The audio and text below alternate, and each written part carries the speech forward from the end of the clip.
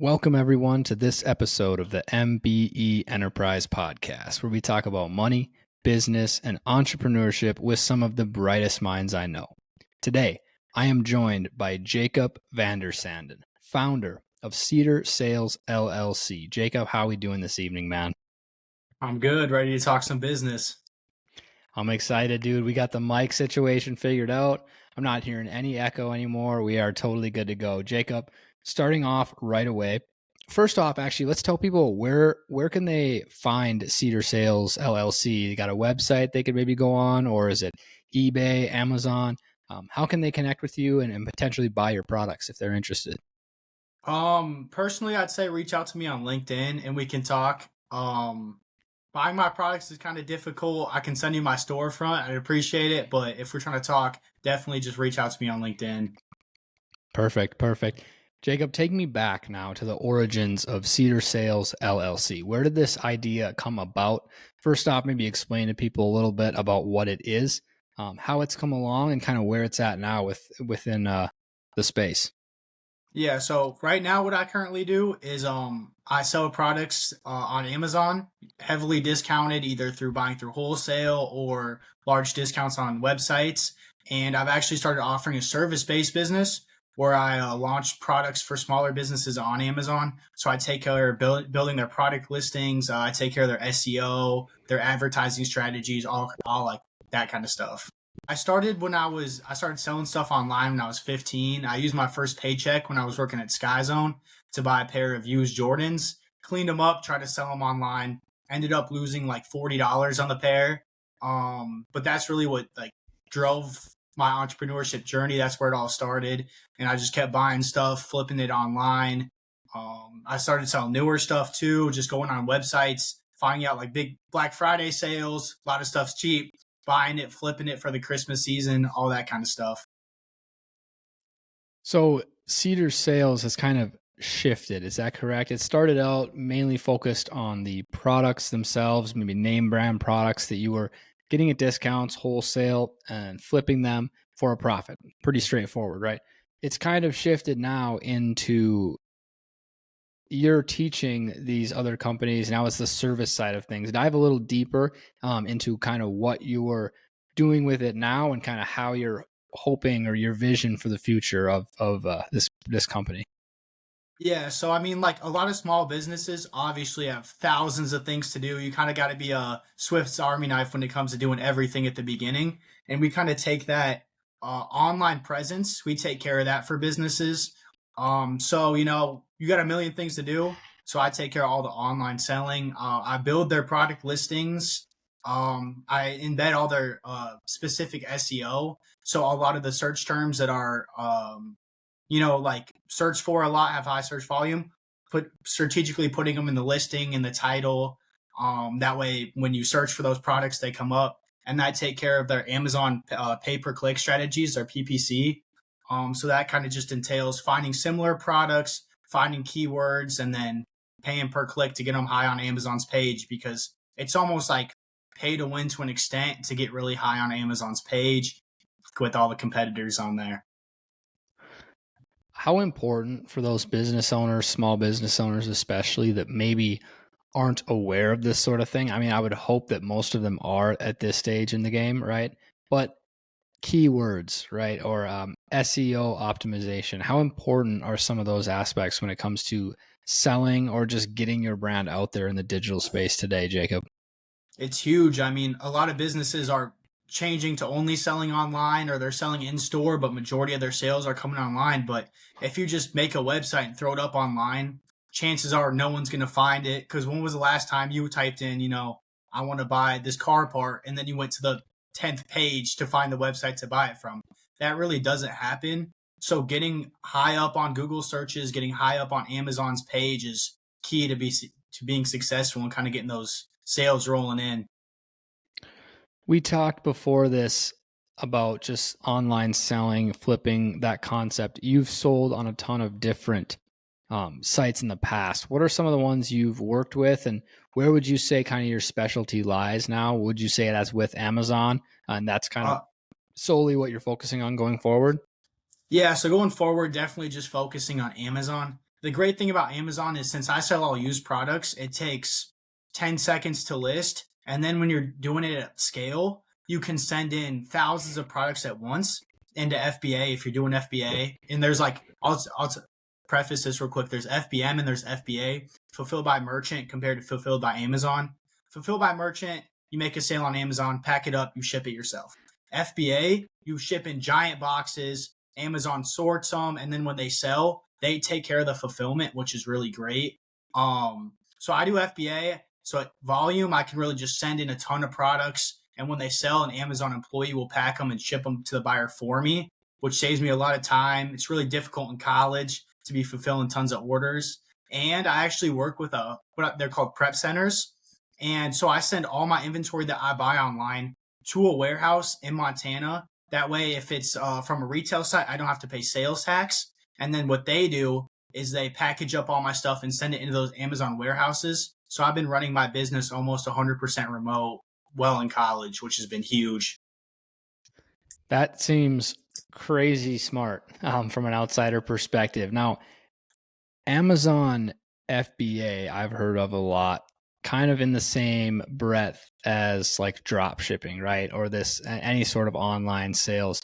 Could you kind of do us a favor and compare and contrast those two a little bit, and maybe why you think Amazon FBA is better, but also is it not better anymore? You know what I mean? Is it becoming saturated as people talk about, or is that not something you really worry about in this market? I wouldn't say it's saturated. I'd say there's more people coming into the game, but a lot of the newcomers I see kind of fall off right away. They get discouraged. So I'd say FBA is definitely easier, Amazon. But the thing with Shopify is chances are you're kind of starting your own brand, and that's great if you want to exit in the future. But the great thing about Amazon is I'm selling brand name products, so I don't have to run any advertising. So the whole thing of getting traffic to your website, that doesn't really apply to me. It applies to me on that service side when I'm helping people launch their brands now. But when I'm selling brand name products, and that's majority of what I've done in the past, I don't have to funnel any traffic to my listings. I look at the listing, it sells, it sells 800-ish times a month. 8 sellers, I'll buy 100 units of that product and expect to sell out in a month without running any advertising, anything like that. Compared to Shopify, drop shipping, you got to get the ads going. You got to get the traffic to your website. And then like this is different because with drop shipping, typically you're buying the product after someone else buys the product on your website. Then you go find the product and ship it to the buyer. Versus this, I buy all my products up front, just knowing that they're going to sell. So I'd say that's what's really different about the two. Definitely. The way I interpret them kind of is, I just was thinking about this now. Shopify with drop shipping, it almost like completely handles the supply end, and then you have to figure out the demand, right? Where like Amazon FBA seems like it's kind of the opposite, right? It totally handles the demand end, not totally, but like it's going to get people on Amazon, and then you just have to figure out the supply and like getting it there. Whether it's, if it's your own products, it's a little different, right? But brand name products, they're going to sell and the demand is going to be there for them. What are kind of are there any like legal implications that you had to follow through with? Like if a beginner's getting into it, could they just buy a pair of Nikes and just flip them on Amazon just like that? Like there's nothing really wrong with that? Yeah, so to get on Amazon, a lot of brands require you to get ungated, which means basically like approved to sell their brand. A lot of times it's simple. You'll get an invoice from whoever you're buying from, whether it's a distribution company, whether it's a retail website, they'll send you an invoice and you just submit that online, kind of proving, yeah, what I bought, they're authentic, and then you get approved to sell. But there are some brands that just don't allow Amazon sellers. So if you try to hop on their listing, they're going to send you like an intellectual property claim. You got to deal with that. Those are really a headache. So that's probably the most difficult part compared to like starting your own brand, selling other brands. You kind of figure out what brands allow you to sell and what brands don't. So yeah, you kind of got to be careful. I can go more in depth into that, but then it gets into the weeds. Yeah. Yeah. So another big part of this, you've talked about how you're shifting it kind of into a service based business is, it seems to me that you're studying and getting really in depth kind of on the marketing and like the business analytics aspect of this, right? And then that's kind of how you understand the SEO or the keywords, or like you take the data that you're receiving from these companies maybe and then use that feedback to optimize their outreach in a way. Is that it ties in well to your business analytics and information systems major at the University of Iowa. Take me into a little bit more of the business analytics side of things. Has that really always been a passion of yours, just like entrepreneurship? Because that's obviously your major. And I'm just interested because I've always loved business analytics as well. And I'm curious some of your what you think major components of it are in today's industry.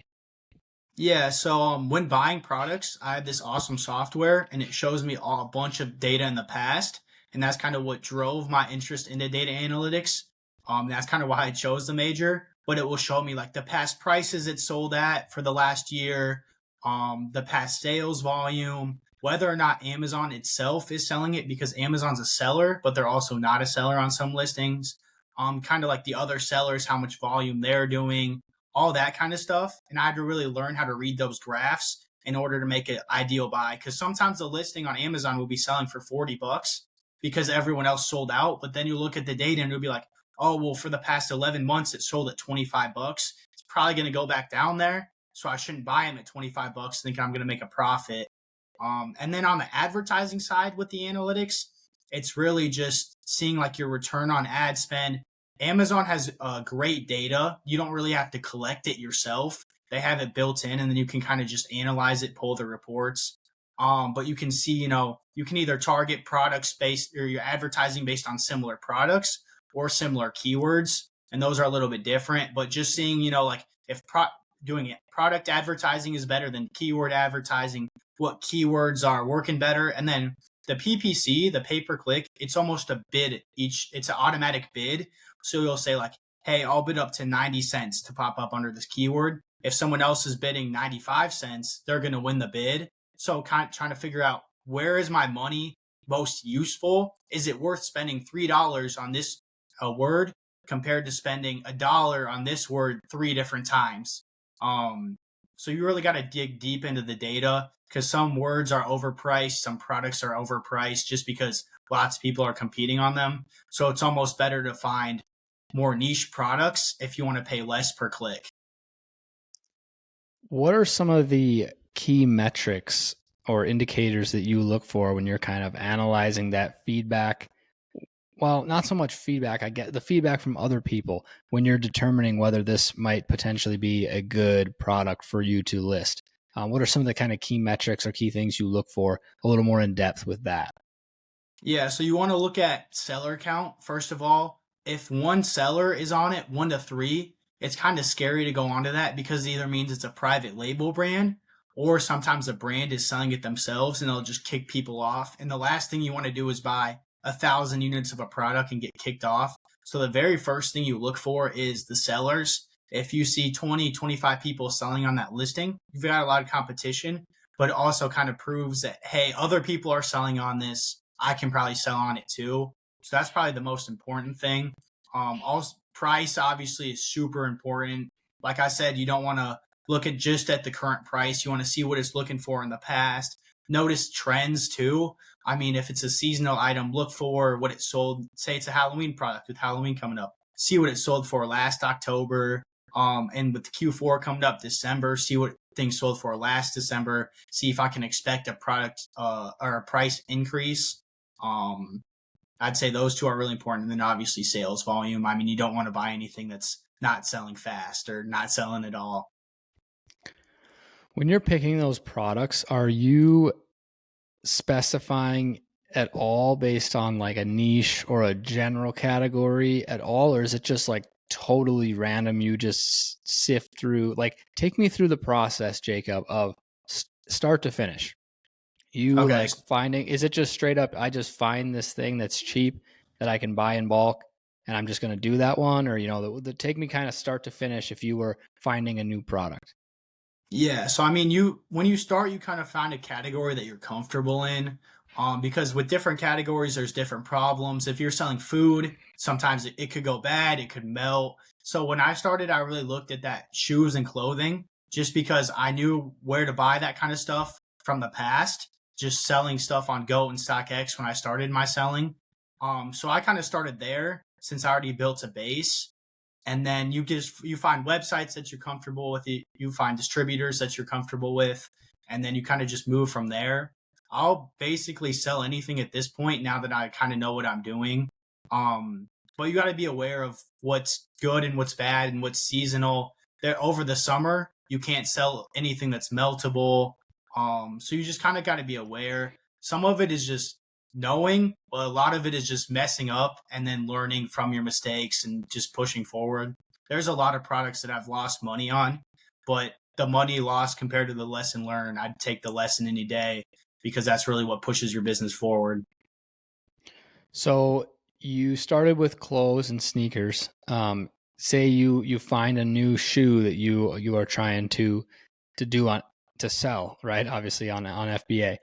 What would be kind of the next step after you find that supplier?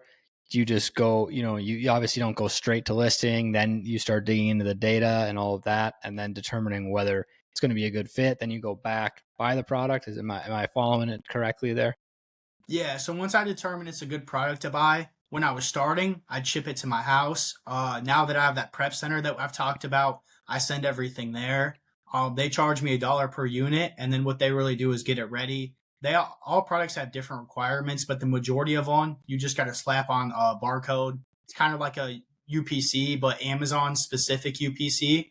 And a And then you just UPC is universal product code. It's like the barcode on the back of anything.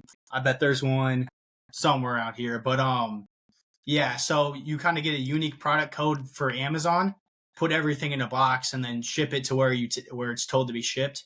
And then you got to really get into the pricing. So I have a repricer right now that I kind of put in a maximum and a minimum price, and then it kind of moves with the competition. The last thing you want to do is list your product at $35, then someone comes in at $34.98 and steals all the sales. So if I was expecting to sell something at 30, but I could sell it at 32, or if expecting to sell it at 35, but I could sell it at 32, I'll input my price range as 32 to 45. And then it'll just reprice based on my competition. That way I'm kind of staying competitive 24/7 while also in my range. Is that something you built yourself or found from a different software provider? Because that seems like it would be pretty key to this process if you weren't trying to constantly be refreshing and updating what the competition's pricing at. Or does it ever get to a case where they're doing that same thing, you know what I mean? And then it's just like the two algorithms competing against each other and bringing the price down? Yeah, so it actually does happen a lot. If you're a good person, you'll probably set your price to match or be slightly above the lowest competition. But it sometimes people will be like not as smart and they'll be like, oh, undercut by a cent. And then you'll just see the prices tank until they sell out because it'll be like 24.99, 24.98, 24.97. And when something like that happens, you almost have to be patient and just let those people sell out and then the price will go back up. Um, but pricing strategies is something that I didn't really know a lot of, and they've been huge. I mean, like I said, the last thing you want is just competing like that against someone and just tanking the overall price. So it's really ideal to match your competition or be above it. And then you also got to take into the fact that Amazon is trying to get to the buyer in 2 days. So if my products are located in the east and someone is $1 less, but they're located west, chances are Amazon's going to get the product from me and I can almost charge a little bit higher of a price. So learning stuff like that is really key to the pricing strategies. You mentioned that east or west. Was that like assuming a buyer is in the east, or is that That's assuming the buyer's in the east. You know, like you'll be favored wherever the closer buyer is. If your stuff's in the Midwest, probably buyer in the Midwest is going to take it. So yeah, it does depend on location to an extent. Gotcha? Yeah, I figured that was probably the case, but maybe I misheard you if you said it, but I was like, wait a minute, is there something critical about the east that like is extremely beneficial to that component? But got it. Um, you talked a little bit, you touched on it, the lessons that you've learned and how sometimes you've lost money, but the lessons you've learned have been extremely beneficial and worth the loss in currency. What are some of the biggest ones that you've learned starting out? Maybe specific examples of a situation where you got in over your head or didn't understand something fully enough right away. What are some kind of the biggest lessons that you've taken away from this experience as a whole on Amazon FBA, and even selling prior to that in general, if you'd like? I'd say, especially at the beginning, don't get caught up in how many hours you've worked compared to how much money you've made. I see new sellers all the time, or new people just in business in general, who have like, I've worked 100 hours on this new project and I haven't made any money, or I've made $50, so I'm getting paid like 50 cents an hour. But you really got to look at that time as not necessarily equating to money, but equating to learning. I think is really, really key. People really get discouraged all the time with that work first money put in, but in the long run, it's going to pay off. So I just say focus on learning. Don't really look at the hours you spent learning as wasted time. Look at them as learning experiences. And same thing when not you buy a bad product, you mess up with a client, all that. It's a learning experience. You're going to make sure that you don't do in the future, especially when it hits your pocketbook, because those lessons hit a little bit harder. Robert Kiyosaki always talks about the concept of you should get a job in your 20s essentially to learn, not to earn. Should be the goal of it. And I think a lot of people, I mean, it's easy to say, obviously, if you need the money, you need the money. Like there are certain situations that arise. But in general, that idea of jumping into something and getting a job in a field where you're really trying to learn about it, and not so much, well, this job pays me maybe $1,000 more a year, or has a slightly higher salary. That concept of really getting into things and learning about them. And like you're saying, you don't need the payoff right away. It will pay off down the road if you stay consistent with it. If you quit halfway through because you're not making any money, well, then you're guaranteeing that you're not going to make any money doing that, right? And you're going to move to the next thing, So staying consistent with something long enough to actually see it to fruition is extremely important. What about for you personally? Was that lesson something that was a tough one for you to learn, or like what other challenges did you have personally that you had to overcome within this space of Amazon FBA and just online selling, retail as a whole? So that's definitely a lesson that I've learned. I'd say another one is just like run your own race. It's really easy with social media to see people, oh, this guy started a month after me and he's doing better than me, or this guy's younger than me and he's doing better than me.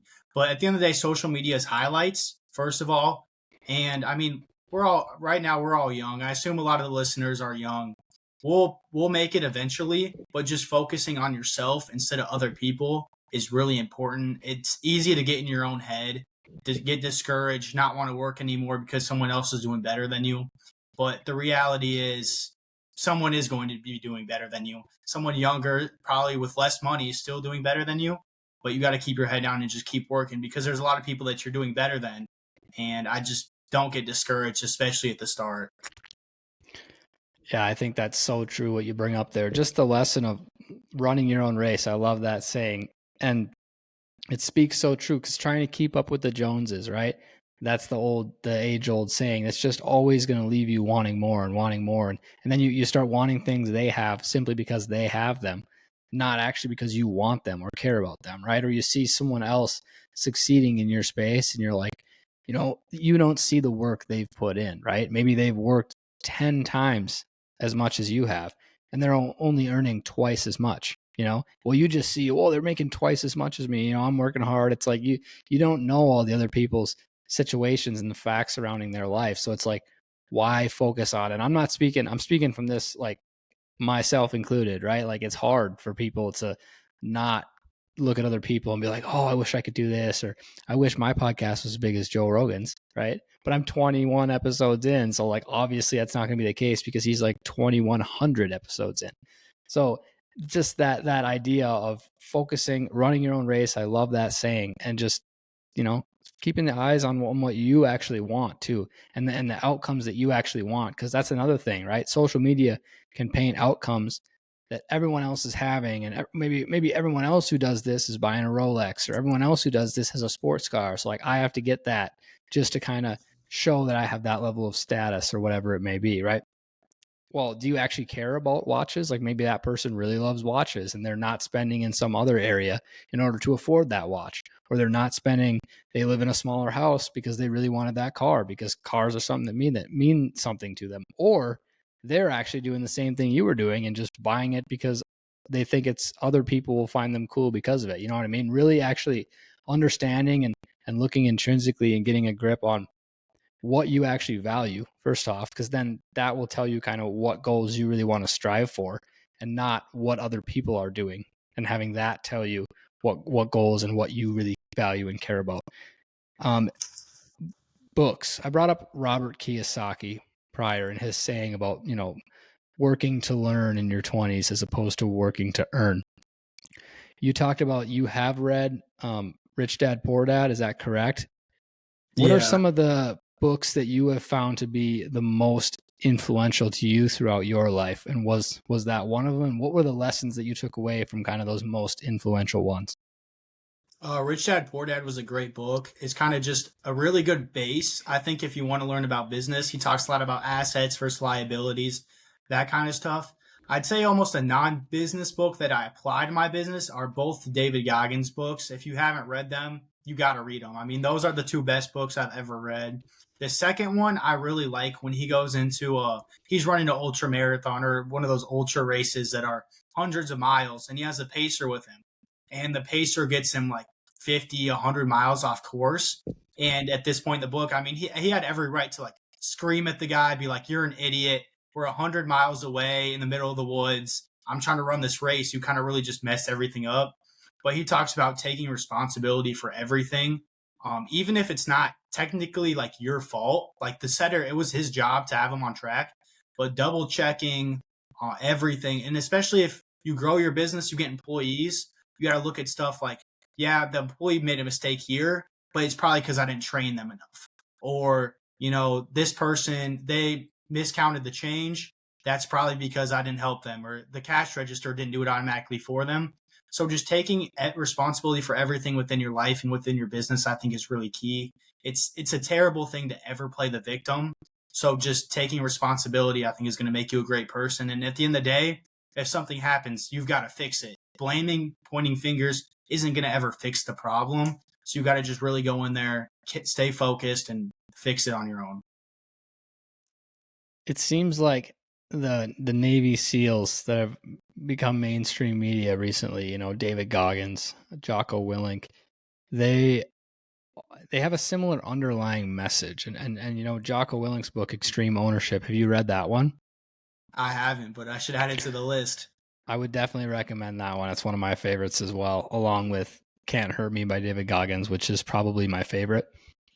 And it's interesting because Rich Dad Poor Dad is also like probably up there for my favorite, like that foundational understanding of kind of where you want to be down the road for, whether it's passive income or like how it gives you touches on real estate, assets versus liabilities, just kind of understanding money as a whole.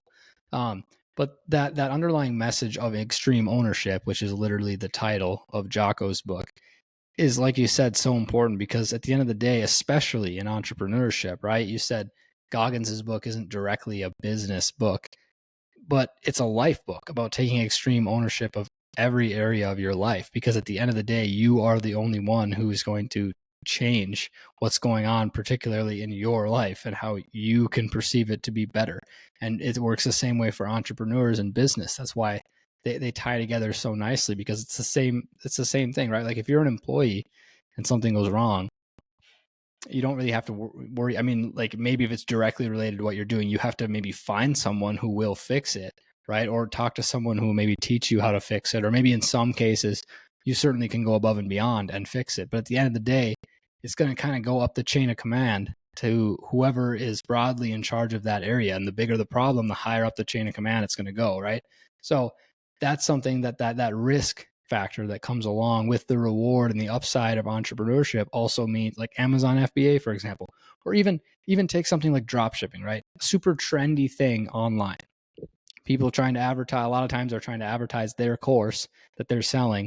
So then they've maybe made some money on off drop shipping, right? But a lot of times they haven't even made that much money off it. They just build a course telling people about how much money they've made.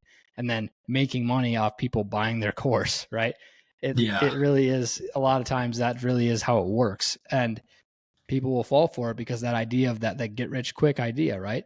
But what they don't ever put in their advertising when they're trying to get people to buy is the concept of, oh, hey, you got this person ordered this and you fulfilled it from this other supplier. It's drop shipping, so you didn't even have to touch the product, right? And guess what? They didn't get their product. Well, why? Why? I don't know. Like, it just didn't show up. And I'm speaking on this from experience because I have drop shipped before too. Like, they just didn't get their product. Cool. Like, am I just going to wait for a lawsuit? Like, they probably won't sue me over that, right? But you are a business owner now, right? You're running a Shopify store, so you are a business owner. They could probably sue you, right, for just not getting, like, they probably won't because it's probably like a $50 or less product. But nonetheless, they could.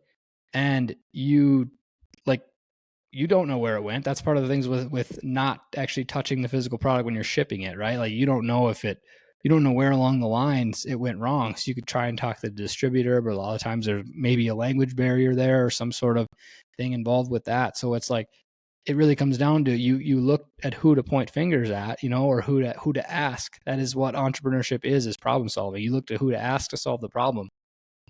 And you end up looking in a mirror because you're the only one that is involved with it. It's like, okay, I have to figure this out.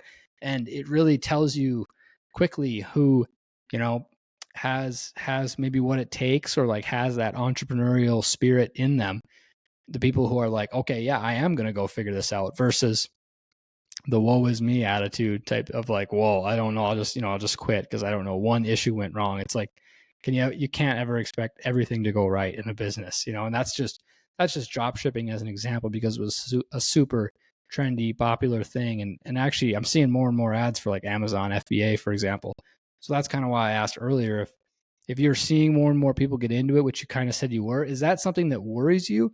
Like the oversaturated market. I know you said you don't necessarily think that it's oversaturated, but kind of that concept of, more and more competition coming in, or do you just know that you're better than them and you're gonna, beat them at what you're doing because you've put the time in? I also found it interesting. On episode 19, I talked to Tyler Barima of Atlanta Sneaks, and he talked about the fact that he loves when people say that his market is saturated, because he's like, that just means there's a lot of money in it.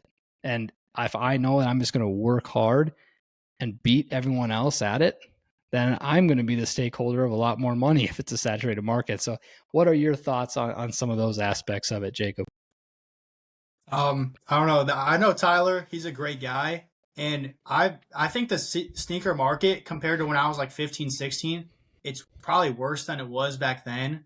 But if you find a way to do it profitably, and like Tyler works harder than anyone else, he knows what he's doing. So people coming in, I think there's two types of people in any business that come in. There's people who are going to like grind for a while and then give up, and then you got no competition anymore.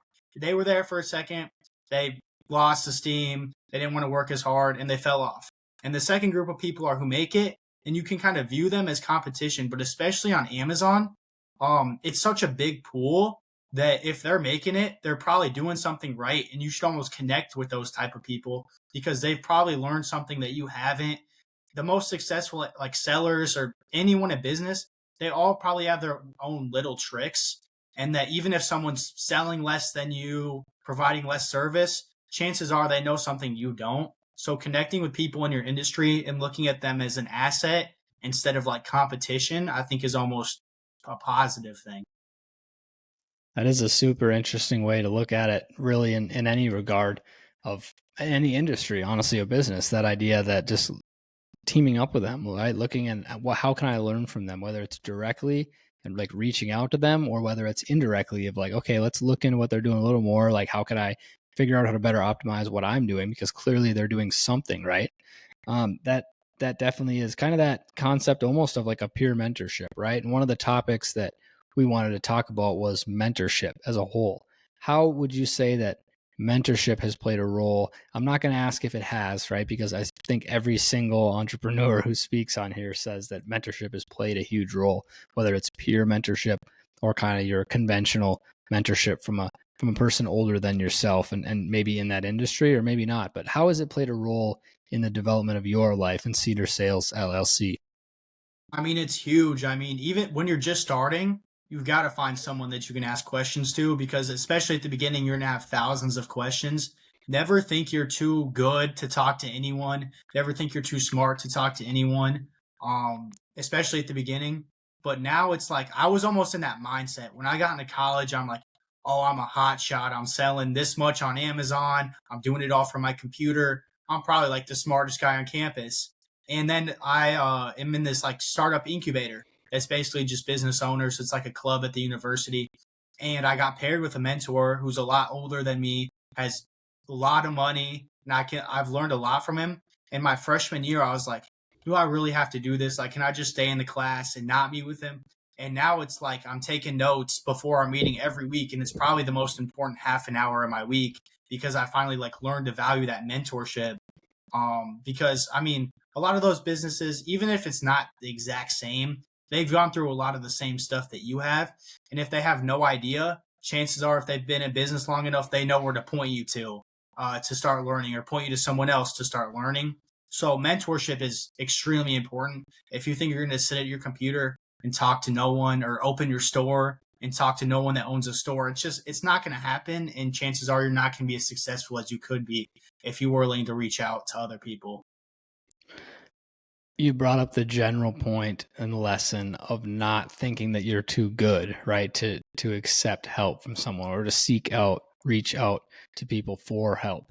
That's extremely important when it comes to mentorship and success in business, success in really any endeavor you're going into. Like, how many things ever do you go into and you're just good right away? Like, someone teaches you along the way at some point, everything, right? What about in your case, specific lessons that mentor has taught you, right? Besides just like seeking out a mentor and not thinking you're too good for them, but like specific examples of maybe the biggest lessons or the biggest impacts that mentors have had on you. Yeah, so I actually just connected with someone on the Tippy board, the business school at Iowa, and he really sat down, and it was five of us in the room. He sits down, and he says, "What do you guys want in life?" And I sit there and I'm like, "I want to be successful." And that was probably the worst answer I probably could have ever given, because he sat there and he's like, "What does that mean?" Because that's so much different for everyone. Do you want to work 60 hours a week and be the richest person you know? Do you want to work 10 hours a week and travel the world? What do you really want to do at the end of the day defines what success is to you. And that's going to vary person to person. So I think it's really important to know where you want to be so you can head there. If you just say, yeah, I want to be successful, you're kind of going to move without a purpose. You're not going to be headed in a straight line towards where you want to be. So I think one of the most important things I've learned is just like know what you want so you know how to get there. Exactly. I heard someone speak about that. I can't exactly remember who it was, but they talked about how exactly what you said, of like everyone wants to be successful, and then you ask them, what's your dream life, and they're like, oh, a fancy car, I want this, and you're like, okay, what else? And they're like, I've never thought past that, and it's like, if you don't know like what your dream is, and there's a difference, right, between just straight up like manifestation that people talk about, just thinking it into existence, right? You have to put in the work. But if you don't know, or you don't even have a vision of like what success means to you, what your dream life is, then you're essentially trying to find the destination on a map that you don't even have marked. Like, how can you go about that? If you think about that objectively, like, you're trying to get to a location that you don't even know where it's at. You literally don't know where it's at because you haven't defined it. So how can you possibly get there? And then that also ties into people that do actually get extremely like successful by society's standards. They're not ever gratified with it, right? Because they've gotten to this point, but because they never actually had a destination in mind, they keep getting bigger and bigger and bigger and bigger, but they're not actually seeing it as like, oh, I made it, and I made it's not the best term for this, because you should always want to be getting better in some way, right? But it kind of leads people to be unsatisfied, even if they are like successful, because in their minds, they haven't reached where they want to be because they don't even know where they want to be. You know what I mean? So like that, just that concept of like you said, figuring out where it is, what success means to you, where your dream destination is. So then you can, okay, then now I can draw out a map and plan out a plan or create steps to get to where I want to go. It's so important. And something that's overlooked by many, and it just ties right into what we were talking about earlier with the idea of wanting a fancy car. Well, do you want it just because someone else wants a fancy car? And I'm not saying there's anything wrong with fancy cars, but like, why do you want it? Do you want it because it's something that actually means something to you? Or do you just want it because successful people have fancy cars and that's what I want to be as successful, but I don't know anything more than that. You know what I mean? Mm-hmm. Yeah, definitely. I think one of my biggest pet peeves is when people look down on other people because they think that they have the same definition of success. Like, oh, this guy, he lives in a small house. He's not successful at all. When in reality, might be running a business from his computer, making 30, 40K a year, but he gets to spend the entire week with his family. And that's what's really important to him. So that's one of like my big pet peeves is when people think their idea of success is how everyone thinks of success. Definitely. And Jacob, we talked earlier about keywords, SEO, the marketing kind of side of things. Now I want to get a little more creative with that and talk about AI. How do you think AI maybe plays a role in that going forward? I mean, plays a role in anything is a super vague question to ask, but we wanted to talk about the concept of AI and maybe how it involves this stuff on Amazon as well. And how do you kind of see that shaping the future? Yeah, so I mean, it's definitely like the future for sure. Still got some kinks to work out. I've actually used it multiple different times. It's great for using right now if you need ideas. Just getting sometimes it's hard to like think of things to start, even like business ideas. If you don't know what you want to do, ask ChatGPT to give you 30 different ideas, and you'll probably find one or two that you like and you can look into. So right now it's great for ideas, I think. I also did use it on the Amazon listing side when I'm building listings for a company. It tells me exactly like, hey, these search terms are search for high. You need to put these in their listing, but then it will actually go ahead and I put in competitors and I put in my product listings, and it made me almost the entire listing. It made me a description. It made me a bunch of bullet points, and then I can almost like pick and choose. Hey, I like this part. Hey, I don't like this part. But it's also while it's doing that, it's embedding those high search volume keywords. So I've actually used it for my business too. Was that an AI feature within Amazon, or was that on ChatGPT still that you're talking about there? It was a totally different software. It was called Smart Scout. And it was just the AI listing archetype. It was pretty new, so I was kind of just messing around with it, and it does everything you need to do. I probably could have built a listing on my own in an hour to two if I wanted to do like the best possible job. And this allowed me to do it in like 15, 20 minutes. You still have to spot check everything. Nothing's perfect, but it really cut down the time it took for me. Nothing's perfect right now. Pretty soon, I feel like it's going to be almost indistinguishable from perfection as the way we see it. Where do you think that's all headed? Like from business as a whole, right? I have some of my theories on how AI will evolve, and I was talking with John Costello on episode, I think it was 17, about this too, and he kind of brought up the point of like, well, it's all theory, you know, we don't necessarily know, so what's the point in really discussing it in depth? But I just think it's fun. Like, do you have any crazy hot takes regarding AI as to how you think it's going to shape the future? Besides, it's completely going to change everything. I think first of all, it's gonna take over almost all customer service. I think customer service. I mean, majority of the time they get like the same complaints as a company. There's very rare ones where it's like this one. You know, you need to pass it to someone who's really knowledgeable. A lot of the times, especially in my business, it's like, hey, this product came and it was broken, and then AI will be able to, oh, I'll just send you a replacement right away, doing things like that.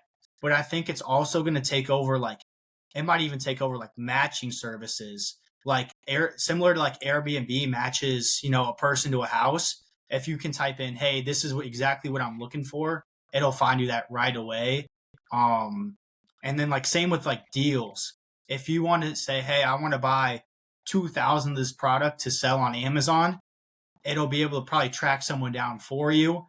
And same thing with like the lead generation. I mean, it's going to be able to find you product leads and like that compared to searching like deep web Google for hours. I think it's going to be able to scrape the entire site, the first 20 pages, put it all meticulously into a spreadsheet and save people hours on hours. I have this theory regarding kind of the administration side of how AI will go. And basically it comes down to my idea of the history of like communication and how humans communicate. You'll have to tell me if you think this is super stupid or not stupid at least. So I think back to like the very beginning, right, of humanity, and you didn't have language, right? You just kind of communicate, whether it was like you could see the other person and he could make like a hand signal, or like a noise, right? Well, the hand signal, there was barriers, right? It can only travel so far. Think of space, think of time. Okay, we're gonna get in depth here. Think of space and think of time as the main dimensions there.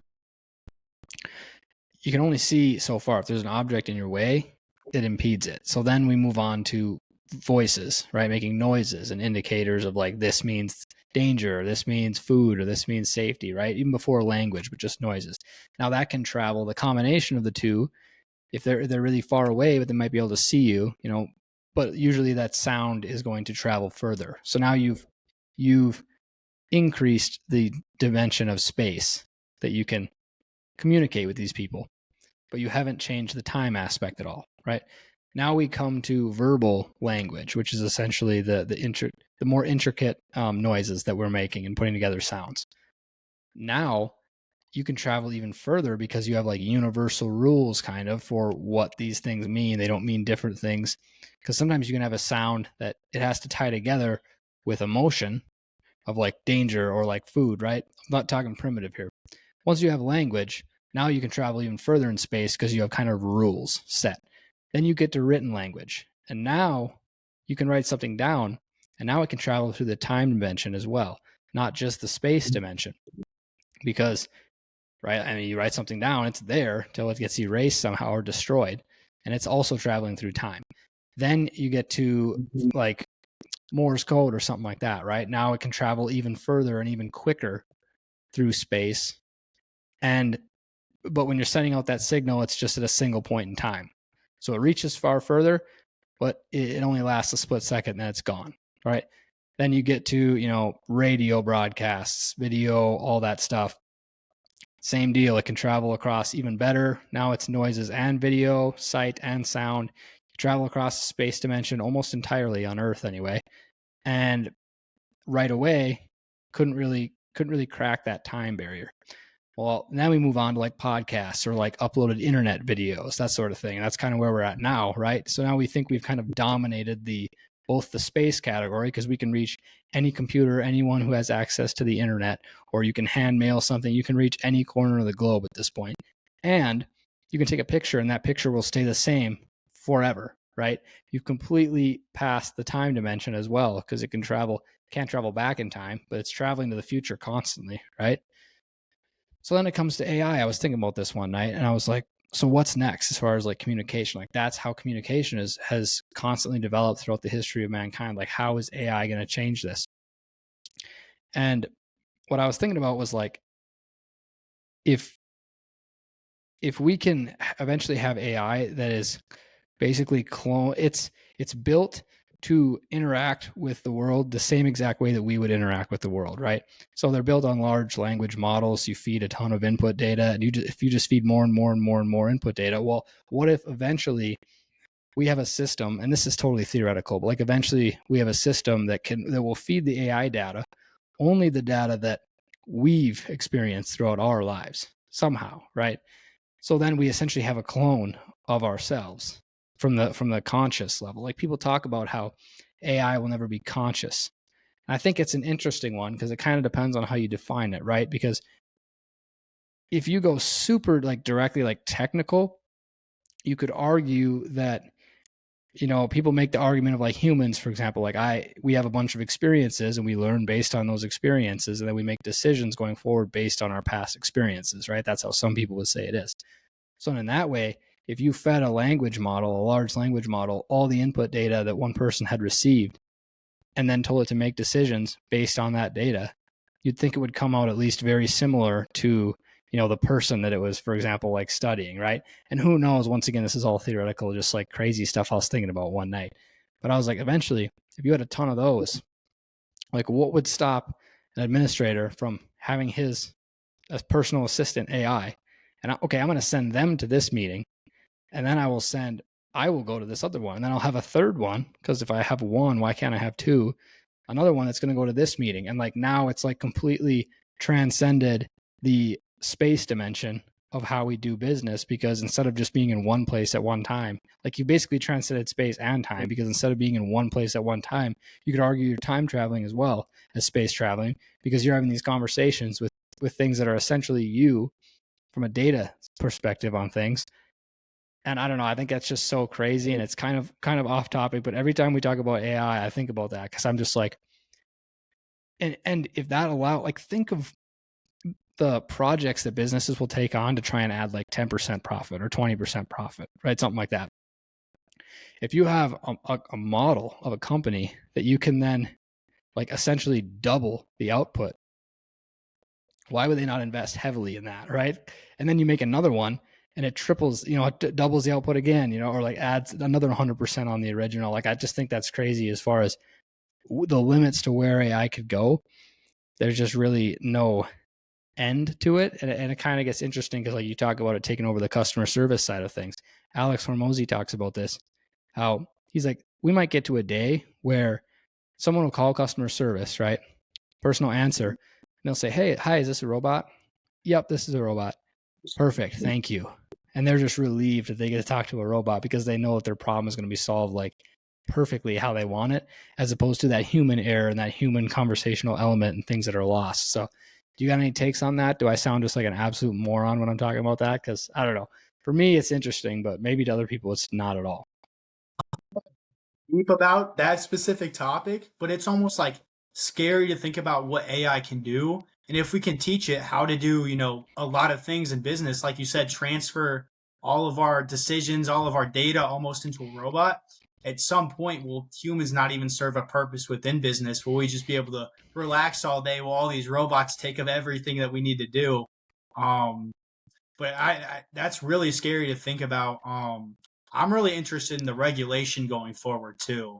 That's something that really scares me. I know they've shut down some AI systems because they learned their own language and started talking to each other in that. So Yeah. I'm almost interested in how they're going to regulate moving forward, because if it kind of has a mind of its own, do you really know what its capabilities are at all times? And if they're ever going to like top it, be like, okay, you can't go past this point with it, even though there might be some great benefits to it, the negatives really outweigh the positives, and we just got to stop it here and just cut off. The other thing I think is crazy with it too is when you talk about like a stopping point, right? Well, like the AI is going to be able to analyze like every possible way to get around that, or every possible way that it could advance in some sort of way. So like you put a stopping point on it because you found that this will cover like 9,872 different ways that it could do this.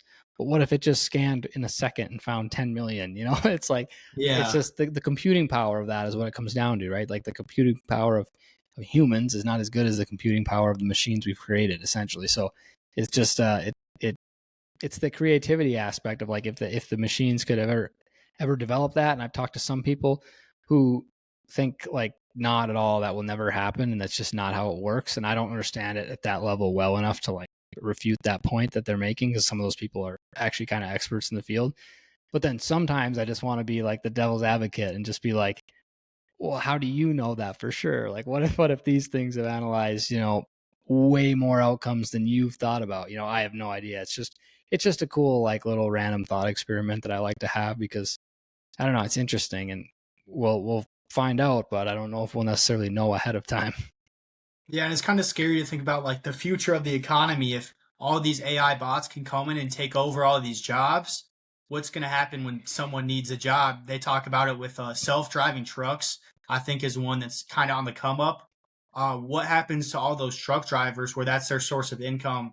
They have a family to provide for, and AI just starts wiping out these jobs, and now everyone's competing for the same jobs. because there's less, it's almost scary. You like to think about the positives, but you also really got to think about the negatives because it could almost collapse the economy if it got bad enough. Again, I'm not an expert, but when you think about Yeah. it in a job sense. Well, and like for everything, I always like to think of, I brought this up before, it's like there's an equal and opposite kind of reaction, right?